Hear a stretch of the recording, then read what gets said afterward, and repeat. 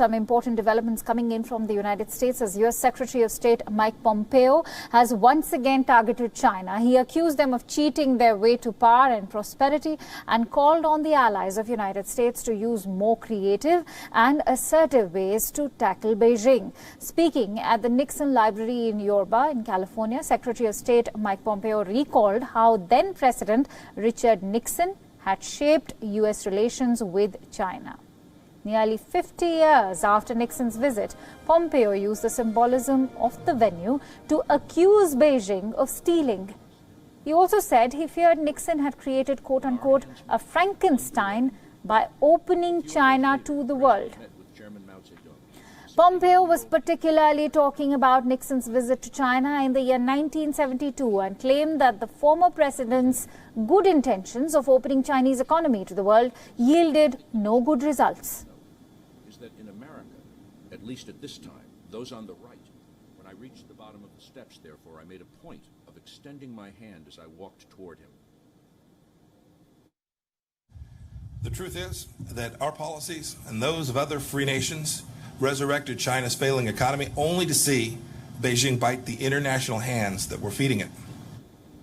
Pompeo also made an overt appeal and sought to make new coalition partners from different democratic nations to counter China.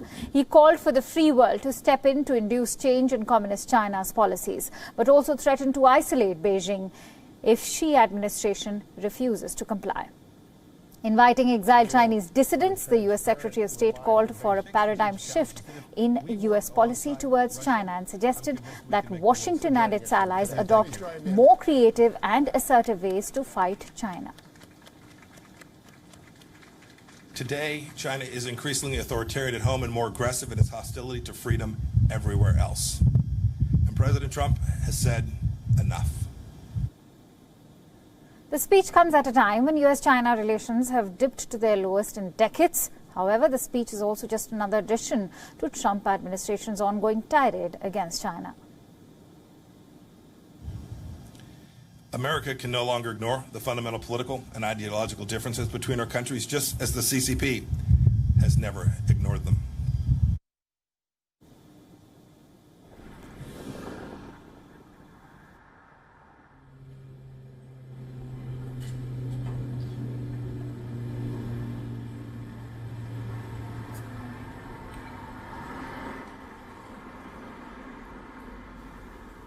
For more details, let's quickly get in a perspective from our correspondent Jagrati Dave, who's joining me live from Washington, D.C. this hour. Jagrati, a very warm welcome. Secretary Pompeo has called for an end to blind engagement with China. His speech is the latest to advocate for a tougher stance towards Beijing.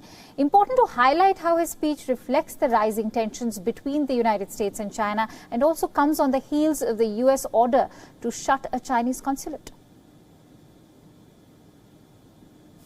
Yes, it is a speech that comes just after the surprise decision from the United States to ask Beijing, to tell Beijing to close down its consulate in Houston, Texas. It was the first that Beijing opened in the United States, and the Secretary of State, the U.S. officials have said that this particular consulate is a base for espionage for Beijing, and the Secretary of State has cited the theft of intellectual property as one of the reasons for this decision. And the Chinese Foreign Ministry has told the United States to reverse this decision or they will take retaliatory action. And all of this is really the continuing escalation of tensions between the United States and China. We saw a lot of that way back during the trade war between the two countries. But the coronavirus pandemic, the issue of the national security law in Hong Kong, the treatment of the Uyghurs in the Xinjiang province, all of these have really pushed the hawks in the Trump administration, many commentators are saying, to the forefront. And the president appears to be listening to those hawks, Mike Pompeo being one of them. And this speech was very critical of Xi Jinping, pointing to all of those issues that I just mentioned, and really as a mark of, as many people have said, one of the lowest points in relations between Washington and Beijing.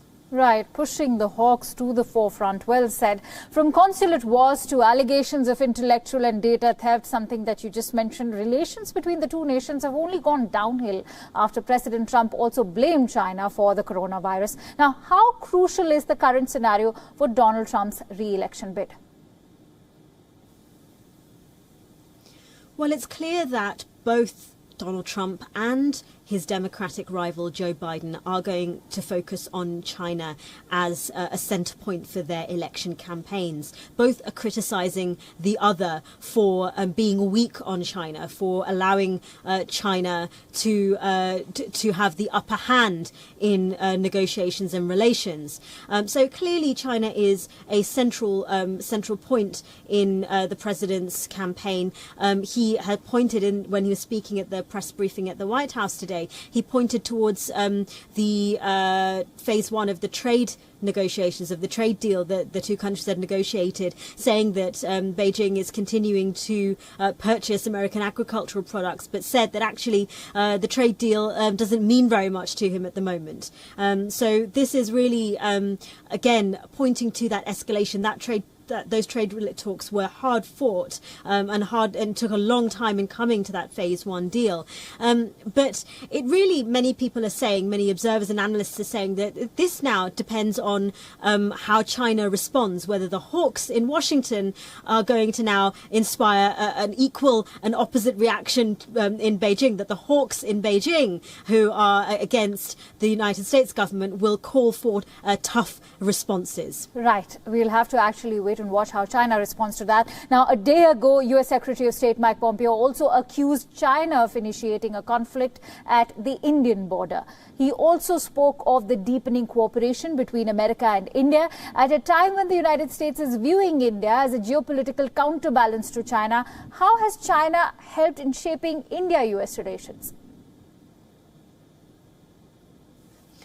Well, it's very interesting that there's this a whole partnership, the US-India partnership, has very much been among many things about trade, but also really about, as you put it, seeing India as a counterbalance to the rise of China in the region. And it's interesting to see how, as tensions rise between the United States and China, that the United States is clearly leaning on other countries in the region to bolster the relationships with other countries in order to provide that counterweight to China. You look at other countries, and it's not just India, of course, that there are other countries that are altering. You look at the way the United Kingdom has altered its position on 5G and Huawei.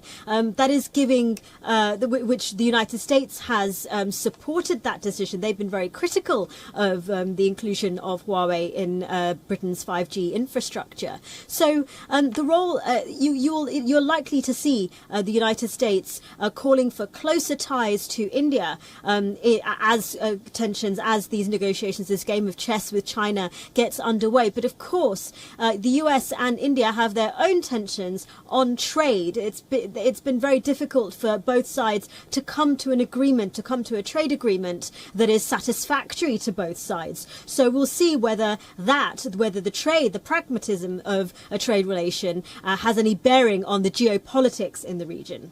Right, and perhaps it's a game of chess, as you rightly put it, is the best analogy at the moment. Thank you so much, Jagriti, for joining us with all those details.